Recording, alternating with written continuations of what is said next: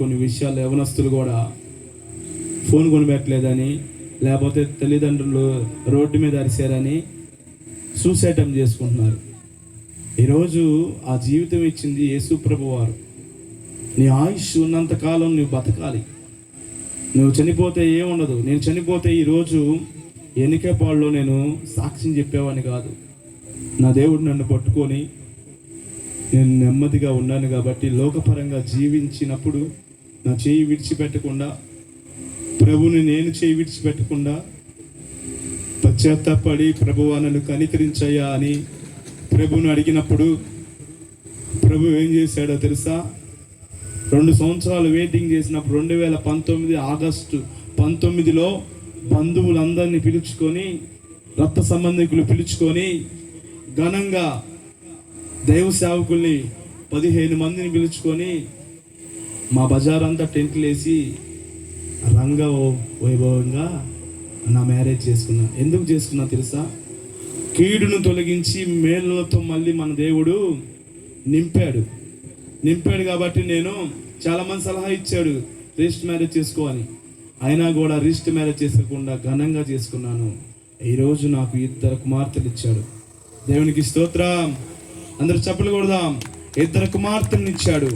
చేతగాని వాడని చెప్పిన ఆ అమ్మాయి ఈరోజు మా కుమార్తెలను చూసి ఆశ్చర్యపడుతుంది. వాళ్ళ బంధువులు కూడా ఆశ్చర్యపోతున్నారు. నాకు ఇప్పుడు మళ్ళీ మా మిస్సెస్ ప్రెగ్నెంట్. ఇంకా 8 రోజుల్లో డెలివరీ. హాస్పిటల్లో ఉంది. హాస్పిటల్ నర్సాపేటలో ఉంటే నేను మీటింగ్స్కి దేవుని పని చేస్తున్నా, దేవుడు నా పని చేస్తానులే అని వచ్చాను. ఈరోజు హాస్పిటల్లోనే ఉంది. దేవుడు నిరీక్షణ కలిగి ఉంటే నెమ్మది లేని వారికి నెమ్మదిని దయచేస్తాడు. ఈరోజు మేము కొన్ని విషయాల్లో తొందరపడ్డా కూడా ప్రభువందు నిరీక్షించి నమ్మకంతో అడుగేస్తుంటే ప్రభు నడిపిస్తున్నాడు. ఎన్నోసార్లు చనిపోవాలనుకున్నా. చిన్న వయసులో నా చరిత్ర ఇదివరకు చెప్పాను, కొంతమందికి తెలుసు. చిన్నప్పుడు నన్ను అందరూ తునీకరించారు. దొంగతనాలు చేసుకున్న స్థితిలో నుంచి ఈరోజు నన్ను అందరూ పలకరిస్తూ మా గణపవరంలో యవనస్తులందరి కొరకు అని, మనుషులందరి కొరకు, యవనస్తుల కొరకు ఏర్పాటు చేస్తున్న సువార్త కూడికలు ఘనంగా దేవుడు జరిగించాడు. ఈరోజు యేసు ప్రభు కొరకు నువ్వు నిలబడితే దేవుడు నిన్ను వాడుకుంటాడు.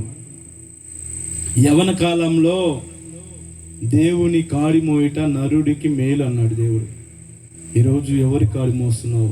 ప్రియమైన స్నేహితులా, ఈరోజు నువ్వు ఏ స్థితిలో ఉన్నావో ఒక్కసారి యోచించు. నువ్వు ఏ స్థితిలో, ఏ పరిస్థితిలో ఉన్నావో ఒక్కసారి యోచించు. నా ప్రభు నీతో మాట్లాడుతున్నాడు. ఈరోజు నిన్ను తునీకరించారేమో, నిన్ను అవమానపరిచారేమో, నిన్ను అవహేళన చేశారేమో. నీవు నిలిచి ఉండి యేసు ప్రభు అందు నీ హృదయం ఇస్తే నీ హృదయంలోకి వస్తాడు, నీ మనస్సులోకి వస్తాడు, నీకు నెమ్మదినిస్తాడు.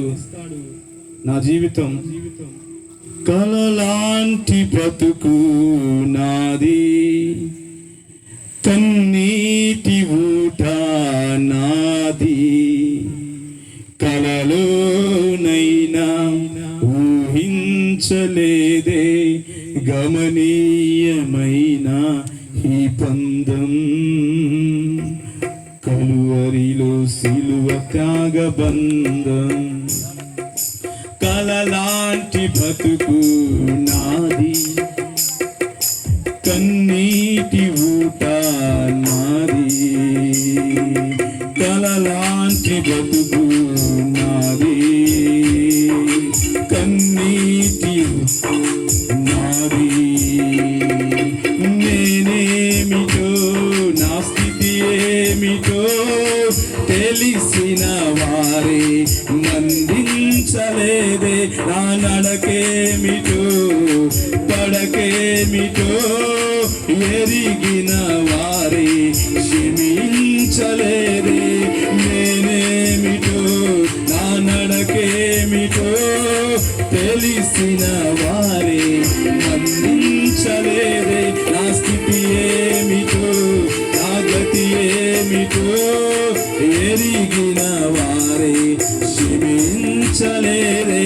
దీనుడనై పడి ఉండగా నా యేసయ్యా కన్నుడుగా నన్ను మార్చినావు.